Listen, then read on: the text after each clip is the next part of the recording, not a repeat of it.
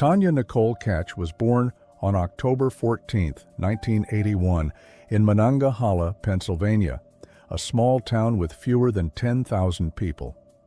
For the first 12 years of her life, Tanya's childhood appeared relatively normal, if not happy, on the surface. The Catch family, consisting of Tanya and her parents, Jerry and Sherry, enjoyed frequent vacations to Florida. As Tanya approached adolescence, the cracks in her family life began to widen, which later sparked a series of events that would ultimately lead to her vulnerability and exploitation. The first signs of trouble emerged as Tanya's parents' marriage began to deteriorate.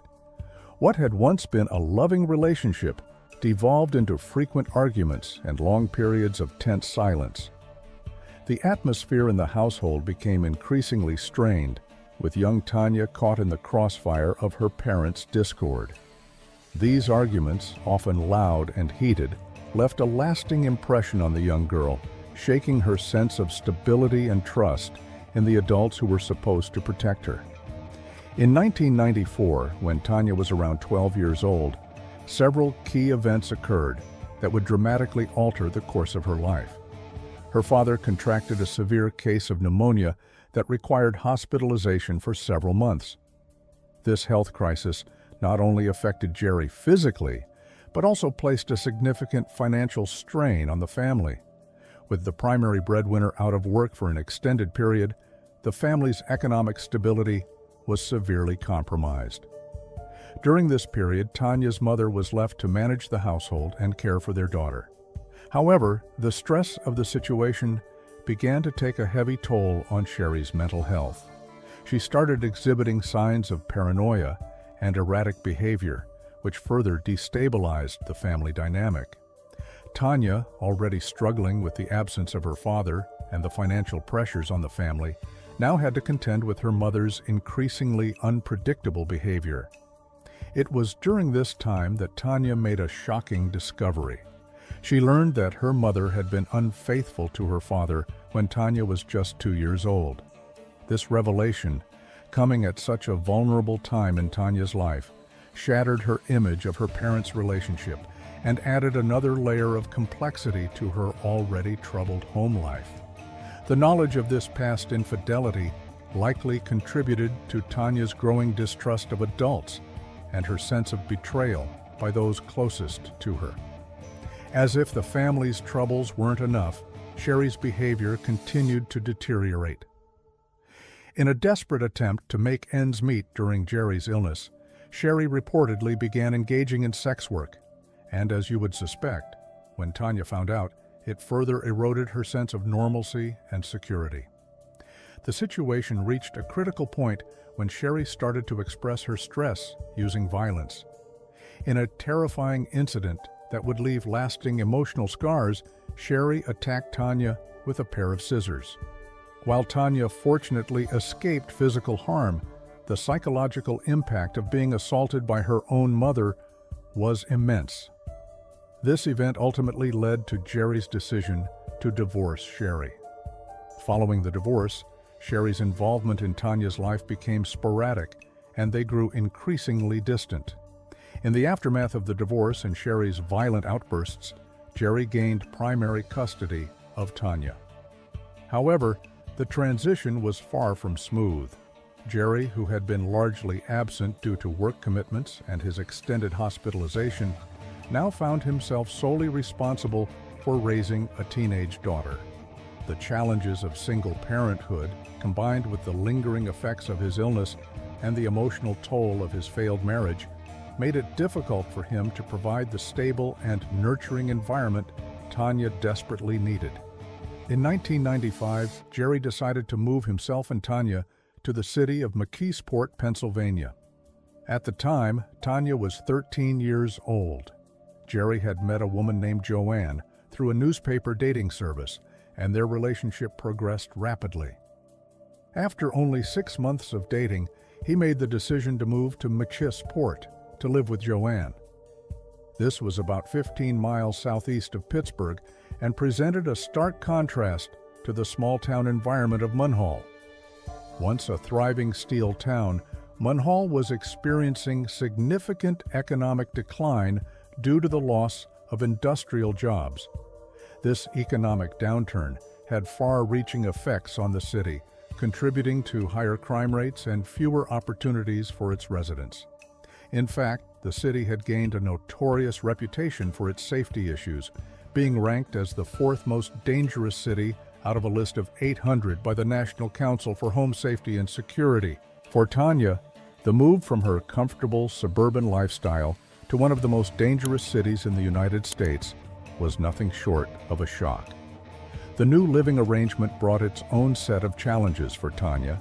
She now found herself sharing a home not only with her father and his new partner, but also with Joanne's 7-year-old son. This blended family dynamic was entirely new to Tanya, who was still grappling with the aftermath of her parents' divorce and her strained relationship with her biological mother. Furthermore, Tanya's relationship with her new stepmother was fraught with tension from the beginning. She felt that Joanne resented her presence in their new family unit. This resentment manifested in various ways, leaving Tanya feeling isolated and unwanted in her own home. Joanne would often organize family activities that deliberately excluded Tanya, reinforcing her sense of being an outsider. These could range from simple outings to more significant family events, all of which served to emphasize Tanya's status as an unwelcome addition to the household. The isolation extended beyond just being left out of family activities. In a particularly cruel move, Joanne would unplug the phone to prevent Tanya from calling her friends back in her hometown. Perhaps the most egregious act came when Joanne removed the door to Tanya's bedroom. Jerry seemed either unaware of or unwilling to address the tensions between his daughter and his new partner. When Tanya expressed her feelings of isolation and exclusion, she found little comfort or support from her father. That same year, Tanya began attending Cornell Middle School, where she immediately faced challenges. One of the most pressing issues she encountered was relentless bullying. She found herself targeted by other students, particularly girls, who seemed to single her out for no apparent reason. This constant harassment created a hostile and intimidating atmosphere, making it so that she not only felt at risk at home, but also at school. The bullying Tanya experienced took various forms. Verbal taunts and insults were common, with other students often mocking her appearance, background, and more. Physical confrontations were also a regular occurrence. Tanya frequently found herself involved in fights, often initiated by other girls who saw her as an easy target. Eventually, one of the fights Tanya was involved in resulted in her suspension. In response to the constant bullying and hostile environment, Tanya began to develop coping mechanisms that, while providing temporary relief, ultimately contributed to her academic and personal struggles. One of her primary strategies was to skip classes. Her frequent absences did not go unnoticed by the school staff. It was during one of these instances of skipping that she first encountered Thomas H., the 38-year-old security guard. Instead of reporting her, the guard used this opportunity to begin getting closer to the teen and ultimately grooming her. He established himself as the sole figure who offered her sympathy. As for Thomas's background, he had a troubled path and unfulfilled ambitions. He had always aspired to become a police officer but never completed high school or obtained a GED. Many believed that this failure contributed to his desire for power and control, which he would later exert over Tanya prior to his employment at the school. Thomas had a history of questionable behavior. He had been deeply involved in drug dealing, indicating that he was not opposed to partaking in illegal activities. This criminal background should have disqualified him from working in a school environment, but it went undetected due to inadequate background checks. He also lived on the second floor of his parents' home in the same city. The grooming began shortly after 14-year-old Tanya started at the school in the fall of 1995. He quickly identified Tanya as a vulnerable target due to her troubled home life and difficulties adjusting to the new environment. He presented himself as a friendly and understanding adult figure, offering Tanya the attention and emotional support she desperately craved. Thomas's initial tactics were subtle. He would often take the girl out of class to talk to her, creating opportunities for private interactions away from the watchful eyes of teachers and other students. During these conversations, he encouraged Tanya to open up about her problems at home and with her peers. He positioned himself as a listener, someone who understood her struggles in a way that other adults in her life did not. As part of his strategy, Thomas began providing her with gifts. He would give her money for candy and cigarettes, which Tanya accepted.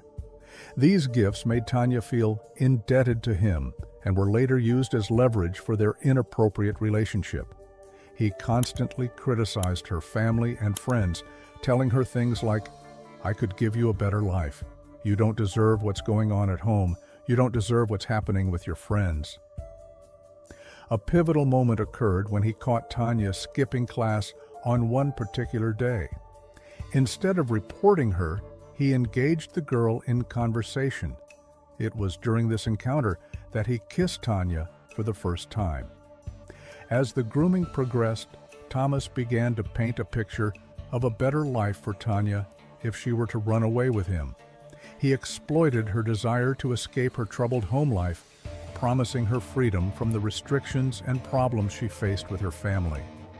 This promise of escape was particularly alluring to Tanya, who had already run away from home on several occasions. By February 1996, just months after their first encounter, Thomas had convinced the teen to run away from her family and move in with him. Tanya, believing she was embarking on a new life with someone who truly cared for her, had no intention of returning home. The abduction itself was the culmination of months of grooming by Thomas. On February 10th, Thomas took Tanya to his home in Marquis Port, where he lived with his elderly parents and his son. The house was just a few miles away from where Tanya had been living with her father and stepmother. This proximity would later add to the tragedy of the situation. Instead of beginning a pleasant new life with Thomas when they arrived, the man locked Tanya away from the rest of the world. The initial period of captivity was extremely restrictive and dehumanizing. For the first 4 years, Tanya was confined entirely to a second-story bedroom. This small space became her prison, where she was subjected to daily sexual abuse and complete isolation. She was not allowed to leave the room for any reason. She was forced to use a bucket as a toilet, and Thomas would only empty this bucket periodically, leaving Tanya in unsanitary conditions for extended periods. Her diet during this time was also extremely limited. Thomas would bring her scraps of food from his own meals, often just peanut butter and jelly sandwiches, a banana, and a can of Fanta soda. Sometimes he would smuggle leftovers from his dinner. This meager diet was barely enough to sustain her and contributed to her physical deterioration. In a particularly disturbing moment of the abuse, Tanya was forced to keep detailed records of their encounters in journals. He used these journals to brag to his co-workers and friends, further dehumanizing the girl and treating her as an object for his gratification. He repeatedly threatened to kill her and her family if she ever tried to escape or reveal her presence to others. These threats, coupled with the complete isolation and dependence Thomas had created, effectively trapped Tanya both physically and mentally. Thomas went to great lengths to keep Tanya hidden from his parents and son, who lived in the same house. This required constant vigilance on his part and added to the stress and fear Tanya experienced. The knowledge that other people were so close, yet unaware of her presence, likely contributed to her feelings of hopelessness and isolation. During holidays and special occasions, the confinement became even more psychologically torturous. For years, Tanya spent Christmas Eve locked in a closet, listening to the sounds of family celebrations happening just beyond the door. Approximately twice a week, in the dead of night, Thomas would lead Tanya down to a cellar with cold concrete floors to allow her to take a shower.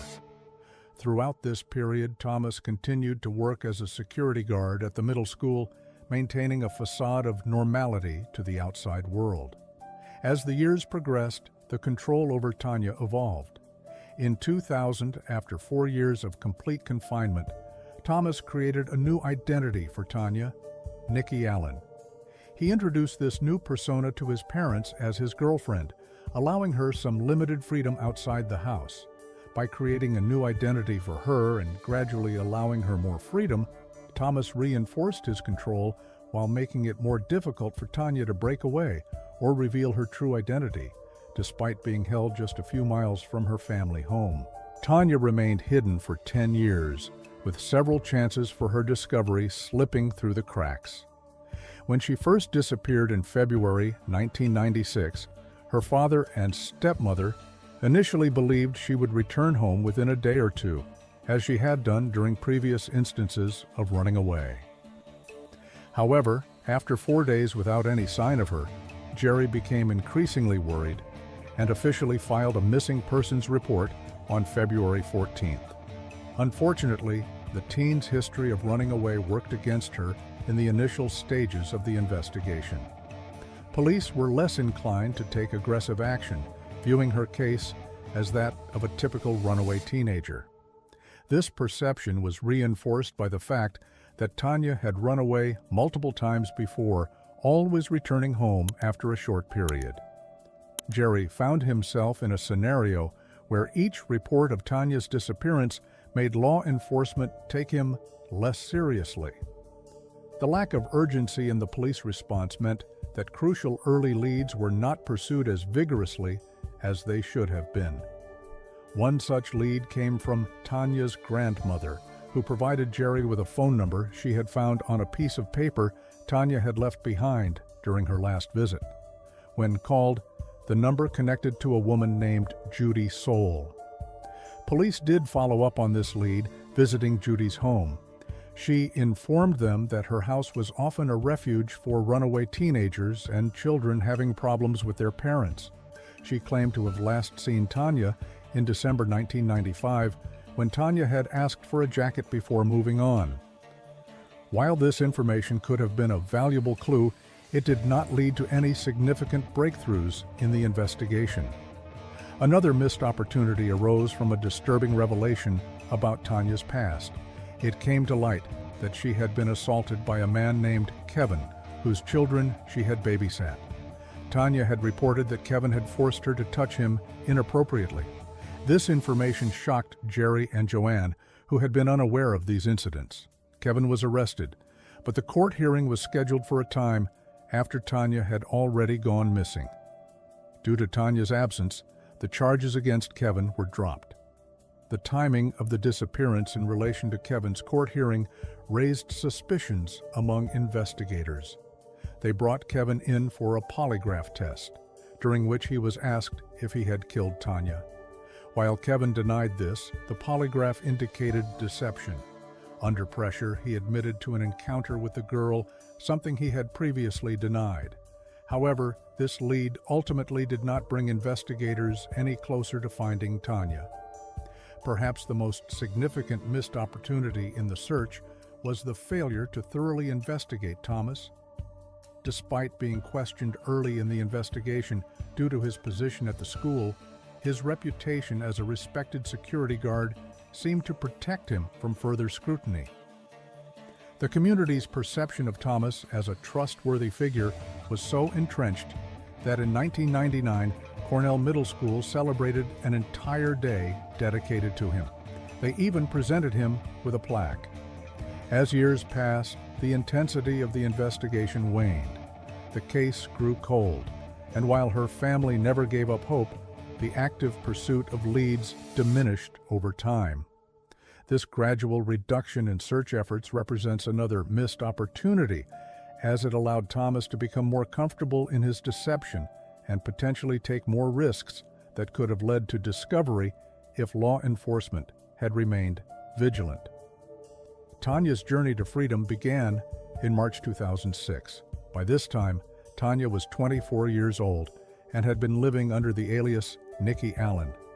The circumstances leading to her escape were a combination of increased freedom, a growing realization of her situation's abnormality, and a friendship that provided her with the support she needed to break free. In the years leading up to her escape, Thomas had gradually allowed Tanya more freedom to leave the house. This change in her circumstances was a double-edged sword. On one hand, it provided Tanya with opportunities to interact with the outside world and potentially seek help. On the other hand, it was a testament to the psychological control Thomas had established over her, as he believed she was sufficiently brainwashed to not run away. Tanya's limited freedom included permission to attend church and visit a local neighborhood shop. However, these outings came with strict instructions and a rigid curfew. Tanya later described her first experiences outside as terrifying, saying she felt like a deer in the headlights.